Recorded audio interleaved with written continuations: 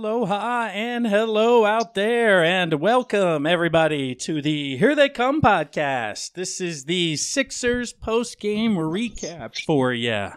This is Miho from Too Close to Call, as always, joined by my co-host Pags, and it is now 2-2, Pags. We got ourselves a series.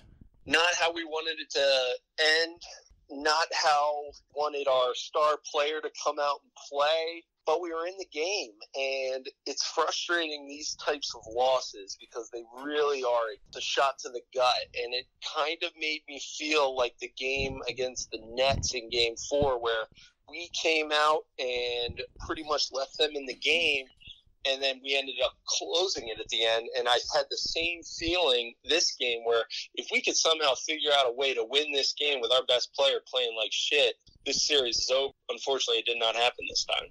Close game all the way throughout. Nobody really took a big lead either way. I want to say the biggest lead was like 10 or 11, something like that. But throughout the entire fourth quarter, it was back and forth. And Kawhi Leonard makes a hell of a step-back three-pointer with a hand in his face in between a missed layup by Embiid and a missed three-pointer by Harris. And there's your ball game late in the fourth quarter. But, Pags, you touched on it, and it was the news heading into the game was that of Brett Brown came out afterwards and told us that he got a text at 6:20 or 6:30 in the morning from Joel basically saying, I feel like shit. I don't know if I'm going to be able to play tonight. I don't know what the deal is. And right then and there, dude, I can only feel for Brett Brown because I'm putting myself in his situation, kind of being the boss or the manager going, oh, God, here we go again with this guy. Like, he may or may not play in this game. Am I going to have him? Am I going to not? People are riding my ass, and I got my best player texting me the morning of going, oh, I'm not feeling so great, dude. Like,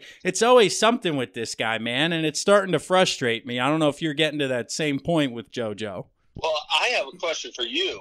Is Joel Embiid soft?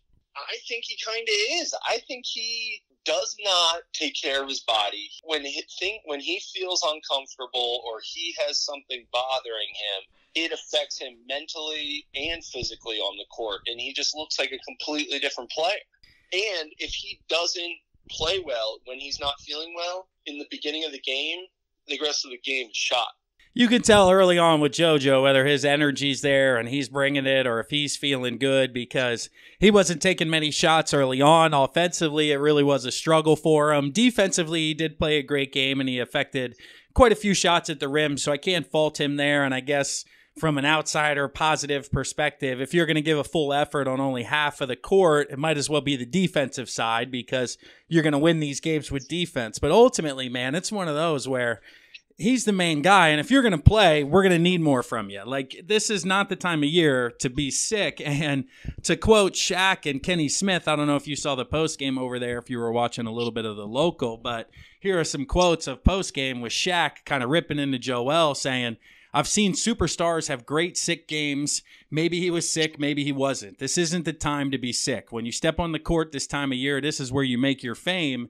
And Kenny Smith chimed in basically saying, if you're on the floor, this is how we evaluate you. Like, we don't care how you're feeling. Like, what did you do? And then Barkley was like, yeah, but he's not feeling good. And Shaq was literally like, I don't care. He sucked. If you're going to play, you got to play well. End of story. So it was frustrating for sure just to see Game 3, 30-point Joel, 10 rebound.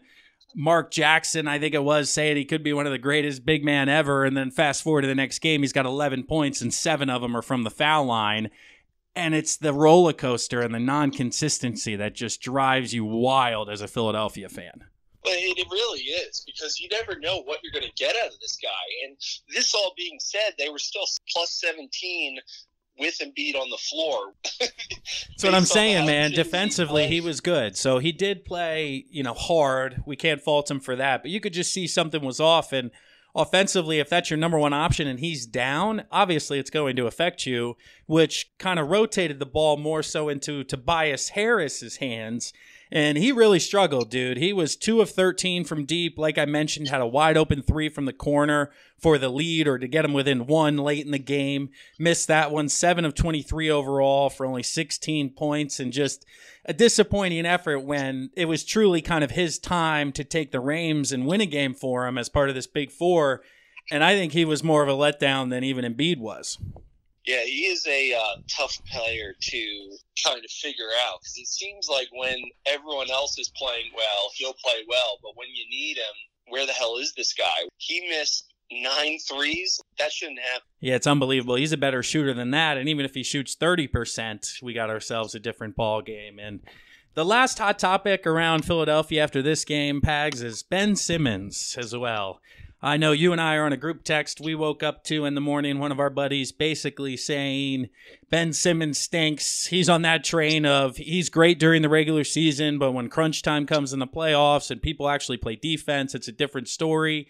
And we have seen the adjustment because they're putting the ball in Jimmy Butler's hands and running the offense through them, and the only time Ben Simmons has really been effective is in transition. So Jimmy Butler after the game saying we need Ben to be more aggressive. He only had 10 points, man. Did an okay job, I guess, guarding Kawhi. I mean, the dude had 39, so you can't really, but again, it could have been more because he is just so damn good, dude. No holes in that man's game whatsoever. But offensively, we're getting nothing out of Ben, who is option number 2, number 3, and it's non-existent for 3-4 games now, man. What's the deal? Before I touch on that, Kawhi is the first player ever to be averaging 38 points and shooting 62% from the field. That is unbelievable. Every single part of his game, man. He gets that mid-range whenever he wants, and when he's shooting like 5 of 7 from downtown, it's game over. And he's the 5th player to record at least 150 points, 30 rebounds, and 15 assists in the first 4 games. And the Sixers are somehow tied 2-2 with this team. So if you look at shit like that, it's like, oh my God, that's how you beat the Raptors. You just got to freaking limit him to under 35. But to touch on your point with Ben Simmons, I have a tough time trying to evaluate this guy because, yes, everyone knows he's flawed. He's not going to shoot the ball. But at the same time, he can be effective in other ways. And with these long-term series, teams kind of figure it out. And that's how it was with the Celtics last year. They're like, oh, okay, well, we're just going to let this guy dribble the ball around and we're not going to let him get to the rim in the half court. And it's really, really frustrating because if this guy would just attempt a three-pointer, then these teams have to step out on him, and then he can drive, and then he can dish, and then he can dunk, and everything like that. But his unwillingness to shoot the ball is really just detrimental to this team. It's definitely holding them back from that next level, man. And briefly, because this is into the future, but how many years, A, do you think it takes before he has a jump shot, and then B, before he actually starts shooting these shots? Because B is going to come before A, but how many are you giving him? Because it is year 2, it is year 3, the jump shot evolves. Kawhi wasn't the greatest shooter. Now he's in year, 7, 8, 9? Like, how long is this leash with Ben Simmons before you're like, okay, dude, I at least need you trying, and then, okay, I need you fucking making some of these? I think next year has to be the year where he is at least pulling up and taking a shot. I'll give him 2 more years to be consistently shooting 2 for 5. I mean, he's still a 55, 60% foul shooter, man. It's bad. But you need to at least have the threat of like, hey, I'm willing to take this shot. And that needs to happen next year. I agree with you. He's got to at least shoot it, dude. Early in the game, early in the shot clock, come up and pull one, man. If you make 1 out of 4, so be it. Tobias was 2 of 13. Hell, you'd be better than he was. Even if you're 0 for 2, it's like, okay, well, at least you're shooting him, and they have to be like, okay, he's willing to take this shot. I agree with you. I just can't take this seesaw with Philadelphia fans and just one day we're good enough to win the championship, and then you have a bad game, and then it's like, nope, we're done. This series is over. So that tailors into my next question for you, which is more or less how you feeling here going into a best-of-3 with Toronto? If it goes by the flow, Embiid should have a good game this coming Tuesday, but I just don't know. If I'm a Raptors fan, I'm feeling really good about this because, like, okay, we win one in Toronto, we go back to Philly, yeah, it's going to be hyped up, and then they win, and then, okay, let's just take care of business in Game 7. The Sixers need to win Game 5 in order to win this series. I can't see them winning Game 6 and then winning Game 7. They need to win Game 5 and keep this back and forth going. Otherwise, I have no faith in them winning games. Oh, come on, Pags. Pags. They could win Game 6 at home and then steal Game 7 on the road. You really think You sound like one of those Philly fans that, oh, if they lose, they're done. We're done. Jesus Christ. Up, fire Brett Brown. Okay, well, I just don't think that this pressure on this team, unless Jimmy Butler just says, fuck it, I am taking this game. Game 7, this is me. I'm doing everything I need to do to win this game, and actually makes a bunch of shots. That's the only way I see them winning Game 7. See, the best, dude. See, I mean, come on. The way this series is playing out, it's absolutely going 7 games. You know, out of the next 2, both teams clearly haven't shown that they're going to come out and dominate back-to-back games. So this screams of home court, 7's a toss-up, which basically I'm getting from you. You're not feeling great going into Game 7 on the road. And I'm thinking it's a hell of an opportunity, man. I don't know. I think it screams 7. I do still think Toronto should be seen as the favorite. But honestly, pre-series compared to right now, I am more optimistic about the Sixers' chances to advance than I was 10 days ago before the series started. And that's a good feeling. I agree with you, because I do feel better, because they've shown, I mean, what was the stat, 21 games, we've won 3 of them in the last whatever years. Never beaten Kawhi.